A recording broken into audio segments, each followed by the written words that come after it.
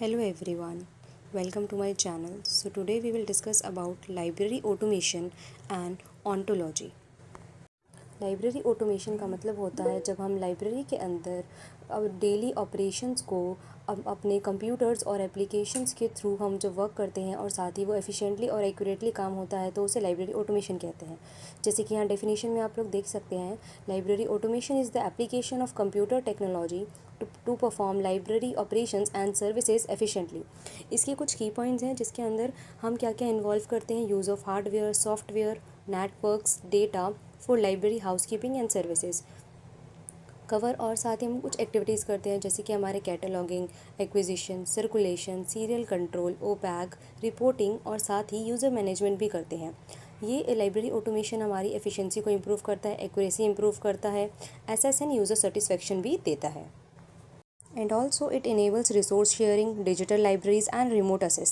Example of library automation is integrated library systems, ILS, Koha, Soul, New GenLib and Virtua. सो ये कुछ की points थे हमारे library automation के। बेनिफिट्स क्या है हमारे लाइब्रेरी ऑटोमेशन के? ये हमारा सेव करता है टाइम और man power, reduce errors, better collection management, enhance user services, support decision making with reports and analytics.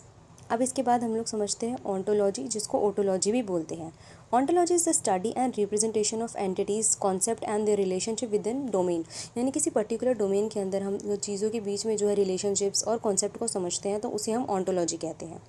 तो ऑन्टोलॉजी के की पॉइंट्स हैं हमारे पास। It provides a formal, structured and share representation of knowledge, define concept, properties and relationship in a subject area, helps in knowledge organization, retrieval and interpretability, widely used in semantic web, linked data, knowledge graphs and digital libraries. In library science, it supports subject access, metadata management and intelligent information retrieval.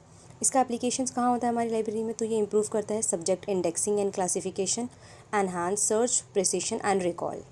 It is useful in digital repositories and institutional repositories. इसके concept में classes, relation, instance और properties आते हैं। इसके बाद हमारे पास सब languages of ontology हैं जिसको हम अपने पार्ट 2 में कवर करेंगे। Thanks for watching today.